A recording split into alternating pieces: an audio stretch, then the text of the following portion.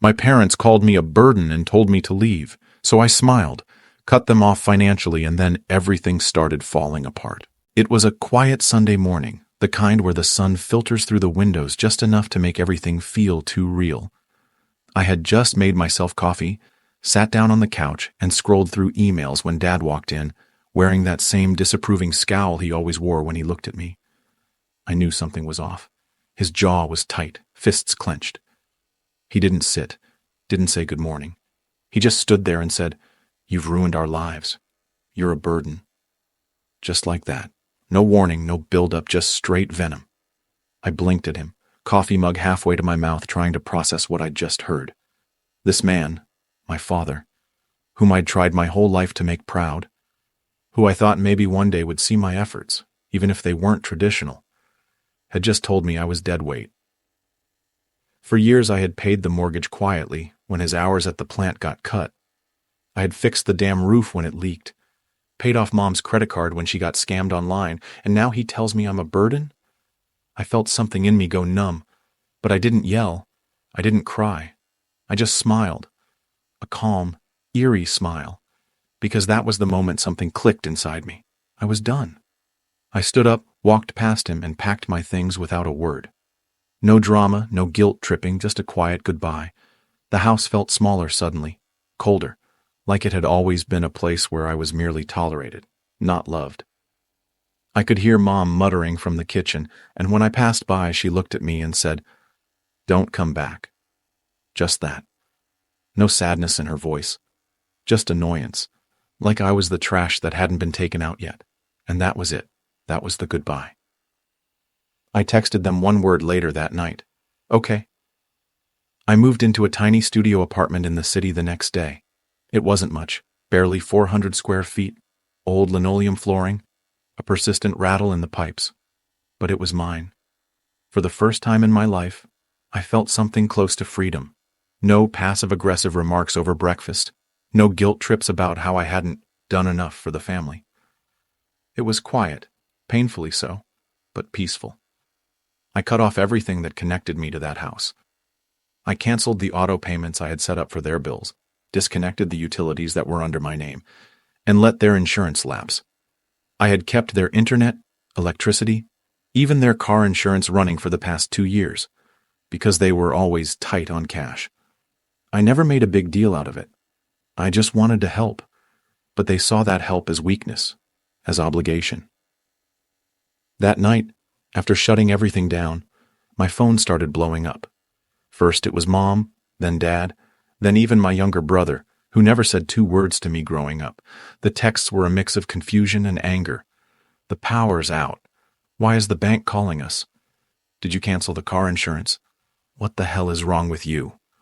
And the kicker, how dare you do this to us after everything we've done for you?" I stared at the screen, then locked the phone and placed it face down. I poured myself a glass of tap water, sat on my mattress on the floor, and breathed. It was amazing how silence could be so deafening and yet so healing at the same time. I wasn't angry. I wasn't happy either. I just felt settled, like a fog had cleared. I didn't owe them anything anymore. Not after being called a burden. Not after being told to stay away. They couldn't have it both ways. You don't get to banish someone and still expect them to pay your electric bill. The next few days were filled with what I now call freedom anxiety. I had been so entangled in their lives for so long that untangling felt like ripping off layers of my own skin. Every time my phone buzzed, I flinched. I didn't respond to their texts, didn't answer their calls. The silence from my end only seemed to enrage them more. Messages shifted from confused to vicious. "You selfish brat. You've always been ungrateful. You think this makes you better than us?" My brother even left me a voicemail where he called me a sociopath and said Mom had been crying for days. I almost broke when I heard that one. Almost. But then I remembered the look on her face when she told me not to come back. Not a flicker of hesitation, just cold finality. I realized then that their emotions were selective. Mom only cried when the help disappeared. Dad only noticed me when I said, "No." And my brother? He was just parroting whatever they fed him. I started therapy that week, something I had been wanting to do for years, but never could afford, ironically because I was paying their bills. My therapist asked me a question that stuck with me. When was the last time you felt safe? And I couldn't answer. Because I didn't know. Not in that house. Not even as a kid.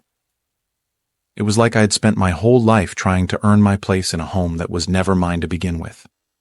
Every A grade, every overtime shift, every birthday gift I paid for on their behalf. It was never enough. I was always one mistake away from being the scapegoat again, so I decided I was done. Not just physically, but emotionally. No more explanations, no more guilt. I blocked their numbers and changed my email. I needed space to breathe, to rebuild, and to understand who I was without them constantly narrating my worth. I started building my life slowly, one piece at a time. I got a job doing freelance design work for a startup. It wasn't glamorous, but it paid enough to keep the lights on and food in the fridge. More importantly, it gave me something to pour my energy into that wasn't tied to obligation or guilt. I began cooking for myself, learning simple things like roasted vegetables and pasta with homemade sauce. Silly as it sounds, every meal felt like an act of rebellion, like I was proving to myself that I could survive without them. On weekends, I explored parks, visited little bookshops, sat in cafes just watching people live. I had never had the space to be curious about the world, about myself. One evening, while flipping through an old notebook of mine filled with sketches and quotes, I found something I had written years ago. Maybe love isn't earned, maybe it's given freely or not at all. That hit hard, because for the first time, I saw what I had been doing all those years. I had been trying to earn love from people who had already decided I didn't deserve it. It wasn't my failure. It was their inability to see me. That clarity gave me strength. I finally stopped checking my blocked messages folder. I stopped replaying old arguments in my head. I stopped needing their version of me to be true. Started journaling every night, sometimes messy, sometimes incoherent, but always honest. I wrote about what I feared, what I wanted, and what I was slowly learning to believe, that I wasn't a burden, that I was allowed to exist without apologizing for it. The more I wrote, the lighter I felt. Not because things were easy, they weren't, but because they were finally mine. My choices, my consequences, my peace. I even started smiling more, not the forced, placating smiles I used to give my parents, but real ones. Quiet, personal victories. Smiling because I didn't have to walk on eggshells anymore. Smiling because I was free from a house where love had strings attached. Smiling because I finally understood that sometimes walking away isn't weakness. It's survival. A couple of weeks later, I ran into an old neighbor at the grocery store, someone who used to live down the street from my parents. She looked surprised to see me and asked how I was doing, said she hadn't seen my car around lately. I gave her the short version. Moved out, starting fresh, focusing on work. She gave me a half smile, the kind people give when they're not sure whether to pry or stay quiet. Then she said, "Your mom mentioned you stopped talking to them. She said it's been really hard on the family." I nodded politely, said something vague like, "It's complicated." But inside I felt that old wave of frustration rise up. Hard on them? After everything? I didn't say anything more. I just paid for my groceries and walked out with that familiar ache in my chest. It never really leaves you. The hope that someone, anyone, might just say, "That sounds awful. I'm sorry you went through that."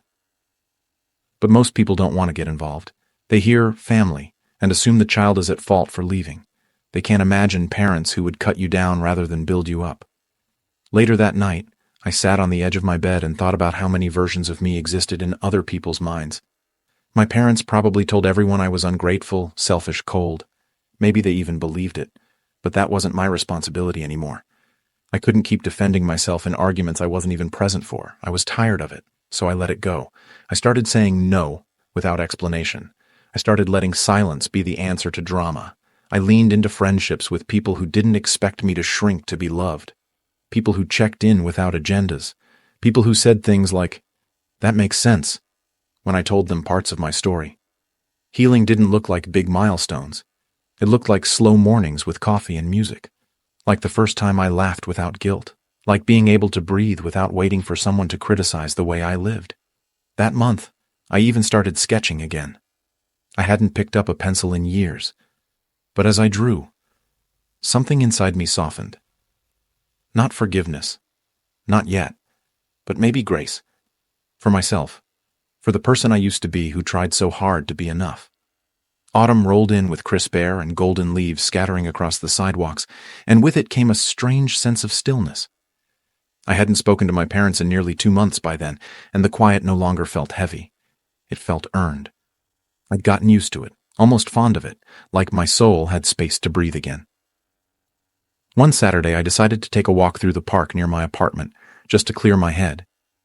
I brought a small sketch pad with me, not intending to use it, but it ended up in my hands anyway. I found a quiet bench, sat down, and started drawing whatever came to mind. A tree branch, curve of a passerby's coat, the shape of a bird in flight. It felt natural, healing even. There was no pressure, no judgment, no need for perfection, just lines and space and quiet. I realized then that I was finally living in a world where I could just be. I didn't have to perform or impress. I didn't have to constantly prove I was useful. That day, I made a small promise to myself. I would not go back, not emotionally, not mentally, not financially. I had spent years giving pieces of myself to people who never thought twice about taking. Now I was whole, or at least on the way to becoming whole. That night, I received an email from my dad. The subject line just said, "Call us." I stared at it for a long time. It wasn't an apology. It wasn't even an acknowledgement, just a command. As if nothing had happened. As if they hadn't told me I was a burden. As if they hadn't cast me out and then tried to pull me back the moment the bills started stacking up. I didn't reply. I archived the email, then blocked the address. My therapist once told me, "You're not cruel for enforcing boundaries. You're healthy." And I held on to that with both hands. For the first time in my life, I wasn't waiting for them to change. I had stopped hoping for an apology that would never come. I was moving on without it. Healing wasn't about them anymore. It was about me, choosing peace over chaos, choosing myself over the fantasy of family I had chased for too long. Winter came early that year, the first frost biting at my window panes before November even ended. The cold felt different somehow, clean, like it was washing away the last layers of who I used to be. I started spending more evenings at home, wrapped in blankets with tea, watching movies I never had time for, reading books that had sat unopened for years. Life had become quieter, slower, but not empty. I had learned to enjoy my own company, to feel safe in silence. One night, while flipping through my phone's photo gallery, I came across an old family picture from a holiday dinner years ago. We were all smiling, the kind of smiles you pose for, not the kind that reach your eyes. I looked closer and saw my younger self. Shoulders slightly hunched, smile tight, eyes tired in a way they shouldn't have been. I could almost hear the arguments that had taken place just before the photo was snapped, the tension hidden beneath casseroles and cranberry sauce. I deleted it, not out of anger, but because I no longer needed to keep snapshots of a life that never truly felt like mine. Around that time, my job started picking up. A new client recommended me to 2 more, and before long I was working steady hours and actually enjoying what I did. I had structure, purpose, and for once it was all mine, not something I was doing for someone else, not a way to earn affection or escape judgment, just something I loved. I bought a new chair for my apartment, the kind with a soft cushion and high back, perfect for reading. It was a small thing, but to me, it meant I had roots now. However modest, they were real. I was building a life I hadn't thought possible. I started to realize healing didn't come all at once. It arrived in fragments, like being able to listen to music without remembering fights in the car, or cooking without flinching at the sound of kitchen drawers slamming. It came in the way I no longer second-guessed my own voice, the way I could look in the mirror and not see a disappointment, but someone surviving, rebuilding, reclaiming. Someone who had every right to be here. It was a Tuesday afternoon when I got a message from an old friend from high school. Emily. We hadn't talked in years, but she had heard from someone that I was off the grid and wanted to check in.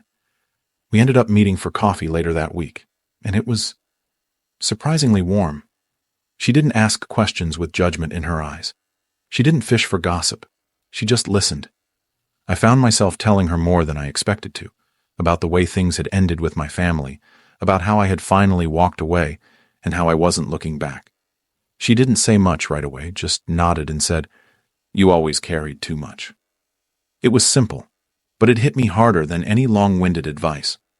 For the first time in a while, I felt seen, not for what I had done or hadn't done, but for who I really was underneath all of it.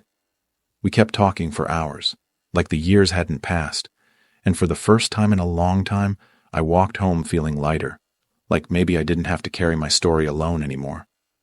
The next morning, I woke up to another email, this time from my mother. No subject line, no greeting. Just a single line. I hope you're happy now. It didn't hurt the way I expected it to. In fact, I laughed. Not out of cruelty, but out of disbelief. That even now, her words were drenched in guilt and blame, not curiosity or regret. And yet, I didn't feel the urge to reply. That part of me, the part that once wanted to explain, defend, fix, was gone. I archived the message without hesitation. Then I went to the kitchen, made breakfast, and opened my window to let the winter air in. It was cold, but not unkind. I had come to realize that people can be family and still be the ones who hurt you the most. And when they refuse to grow, when they refuse to acknowledge that hurt, sometimes the kindest thing you can do for yourself is to walk away and not turn around. Not in anger, just in peace. Because peace, I was learning, isn't something they could ever give me. It's something I had to choose every single day, and I was finally choosing it. By the start of the new year, my days had settled into a rhythm that felt almost like contentment. Mornings with warm coffee, work I cared about. Evenings with a sketch pad or a book. Simple things that gave me a sense of grounding. I started meeting people, slowly, carefully.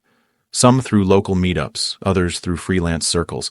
I didn't tell them much about my past, not at first. It wasn't secrecy, just self-preservation. I wanted to be known for who I was becoming, not who I had to survive being. And when I did open up, I was met with quiet understanding, not disbelief or dismissal. One friend, James, told me over lunch one day, "You don't owe anyone a version of yourself that costs your peace." That stuck with me. I wrote it down in my journal that night. It was true. I had spent too many years trying to shape myself into someone more acceptable, more useful, more lovable, just to fit within the rigid boundaries of my family's expectations. But now I was free to just exist. Some days were still hard. Sometimes I'd catch myself thinking about what they were saying behind closed doors, what lies they might be telling to justify my absence. But the difference was, I no longer felt the urge to correct the narrative. Let them believe what they need to believe. That was their story to cling to. Mine had changed. And one evening, as I sat in my apartment watching the snow fall quietly outside, I realized I hadn't thought of them all day. Not once.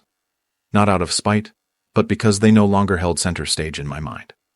I wasn't bracing myself for criticism, wasn't tensing up at every text alert, wasn't waiting for the next blow. I had reclaimed my mind, my time, my future.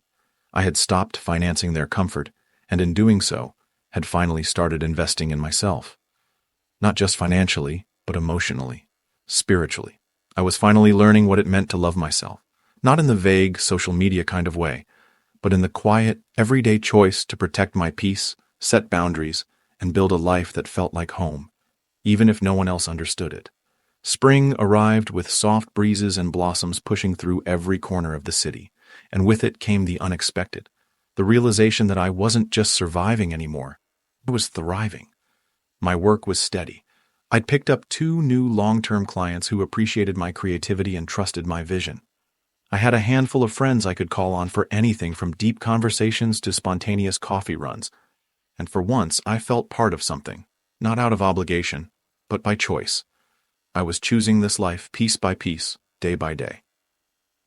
Then one morning, out of nowhere, my phone exploded with notifications, missed calls, voicemails, emails. Apparently, my father had called the utility company and found out that the auto payments I had set up for their electricity, gas, internet, and even their mortgage, everything I had been silently covering for years, had all been deactivated. I had pulled the plug, quietly, no announcement, no drama, just a single click. They were furious, of course, message after message demanding an explanation. One even said, "After everything we've done for you, this is how you repay us?" I didn't respond. Not because I wanted to hurt them, but because I had already said goodbye long before I stopped the payments. Their anger was never about love. It was about losing control, about being cut off from the benefits of someone they never truly appreciated. I thought I'd feel guilty. I didn't. I felt relief. I finally understood that walking away hadn't ruined their lives. They had done that to themselves with every cruel word, every manipulation, every dismissal of my worth. All I did was stop cleaning up after the emotional mess they refused to acknowledge. And standing in the middle of my little kitchen, sunlight spilling across the floor, I smiled. Not a bitter smile, not a petty one, but a peaceful, grounded, healed kind of smile. The kind that comes from finally breaking free. That day, I closed the chapter completely. I changed my number. I deleted the last of the emails. I lit a candle and played music I loved. I was no longer the burden. I was the survivor, the builder, the one who walked away so they could finally live. And that, more than anything, was my freedom.